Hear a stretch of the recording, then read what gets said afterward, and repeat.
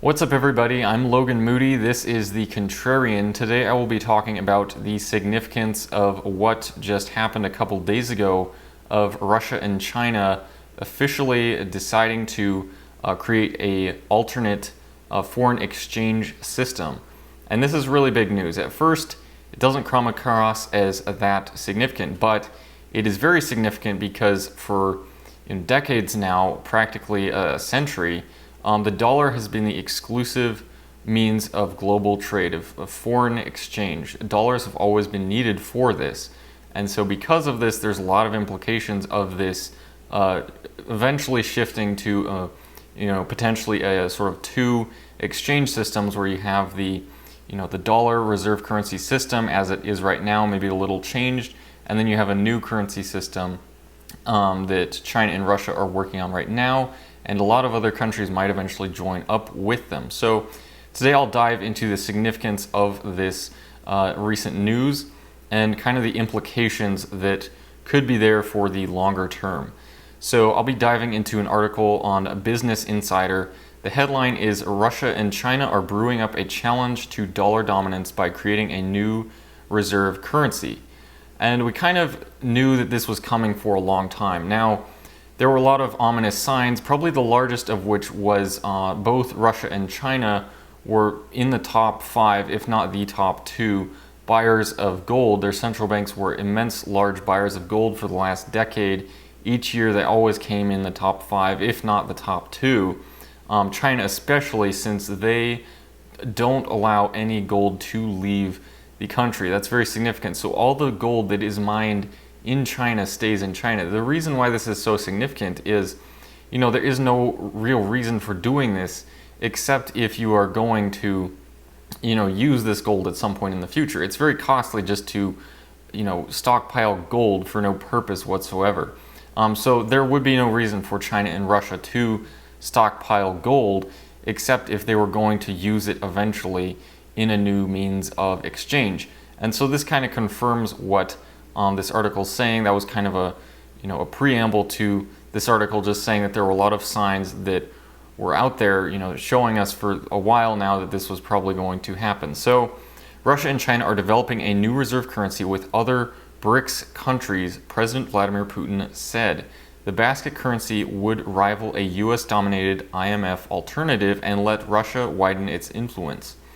So basically, Russia is ready to develop a new global reserve currency alongside China and other BRICS nations in a potential challenge to the dominance of the US dollar.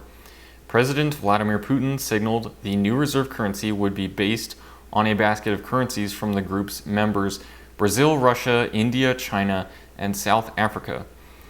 The matter of creating the international reserve currency based on the basket of currencies of our countries is under review, Putin told the BRICS Business Forum on Wednesday. According to a TASS report, we are ready to openly work with all fair partners.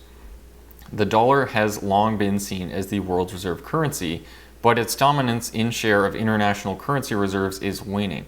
Central banks are looking to diversify their holdings into currencies like the yuan, as well as into non-traditional areas like the Swedish krona and the South Korean won, according to the IMF.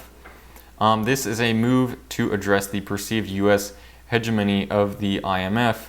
ING's global head of markets, Chris Turner, said in a note, it will allow BRICS nations to build their own sphere of influence and unit of currency within that sphere.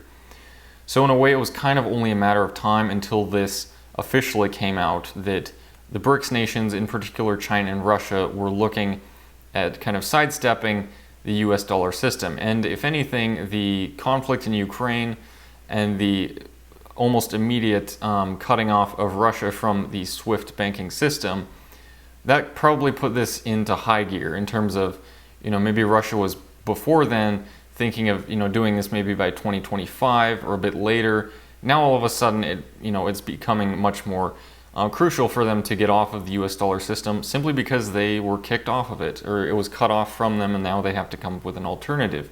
And this provides them a good way of, getting other countries that, are more friendly with them, maybe not as much with the US, to go along with them. And quite frankly, it was very nearsighted of Western leaders to do this to Russia in terms of now all of a sudden there is potentially coming out a alternate means of exchange. And the significance of this is immense. All of a sudden, no longer are these central banks going to need to purchase treasuries at all, basically, if they don't want to. If they have no need for trading in dollars, there will be no need for them to purchase US treasuries. And that is hugely significant because for a very long time, all of these other central banks have had to step in as buyers for US treasuries.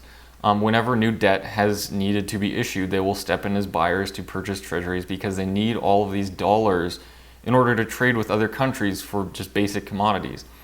The reason why this is very significant is all of a sudden, this new system comes along. Maybe it's 2 years from now that it actually comes up functioning and other countries are joining, but this new system comes along. All of a sudden, these central banks, not only do they not need to buy new dollar-related assets, foreign reserves in the US dollar, all of a sudden they can begin dumping those, as what Russia has done since the invasion of Ukraine, with effectively, the US just defaulting on all of the debt that Russia held. All of a sudden that does send a big signal to other holders of debt that, not only is this not a very safe haven asset, but we can just default on it whenever we don't like what you are doing for whatever reason. And so this is very significant in that, if countries have no need to trade in dollars, now they can simply sidestep the system. They don't need to purchase new treasuries. And not only that, but they can begin selling their other treasuries. And the implications of this is that there will not be as many buyers for US debt out there in the world.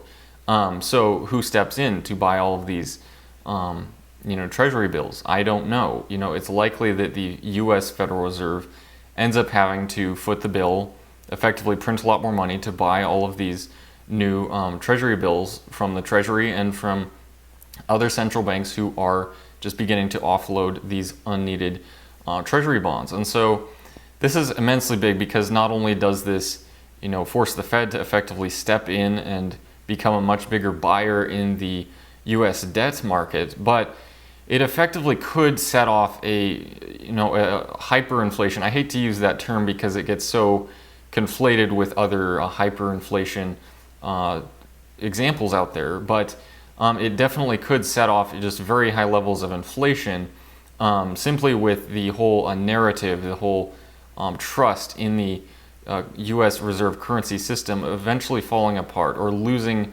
a significant amount of trust in that system. This is very significant because for the last 10, 12 years since the Great Financial Crisis, when the Fed did step in and they did start quantitative easing for the first time, they've still been able to maintain a high level of trust out there with other consumers, with other central banks. The trust being that we will keep inflation under control, that we will not abuse the dollar as a reserve currency. And it's kind of only been a matter of time until that trust eventually went away. But when the trust does go away, when inflation goes much higher or stays, where it is right now, it doesn't even really need to go much higher. And the Fed can't fight inflation for several reasons. One of them being this, new requirement of them to just step in and purchase more debt that other central banks are not buying.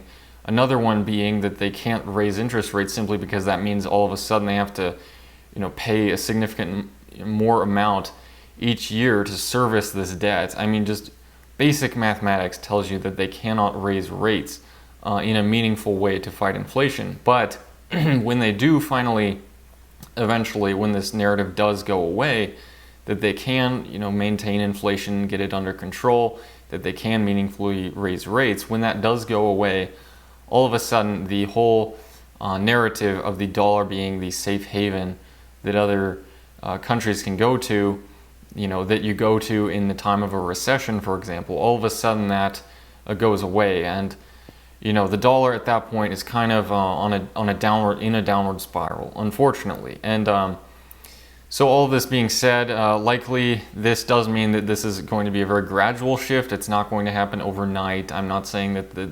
hyperinflation is here right now, but This does kind of mark a important sort of inflection point in the history of the U.S. Dollar and global finances in terms of, likely there's going to be kind of two eventual competing foreign exchange systems that emerge. One being the U.S. dollar system as it is right now, maybe a little bit different from where it is now, and then the system that these BRICS countries set up. And it's likely that the BRICS countries use some sort of gold backing to sort of win over trust from other more neutral countries out there. Not everybody trusts China very much. Very few people do actually. And so in order to try to win over trust to their new exchange system, they might use something like gold to essentially say, hey, you don't trust us very much, but we have a 20% or we have a 40%, somewhere in between there, backing of our reserves with physical gold. And that definitely does explain why both of these central banks have been immense buyers of gold in the last decade and why they continue to be. But all of this being said, this is a big topic. This is just interesting thing to point out, as this did officially come out in the last couple of days. All of this being said, if you guys have any comments, let me know down in the comment section below what you guys think about this topic, this new reserve currency coming about, and what this could mean for the dollar. If you liked this video, just give it a thumbs up. If you didn't like it, give it a thumbs down. Let me know why down in the comment section below, and I hope to see you all again at some point.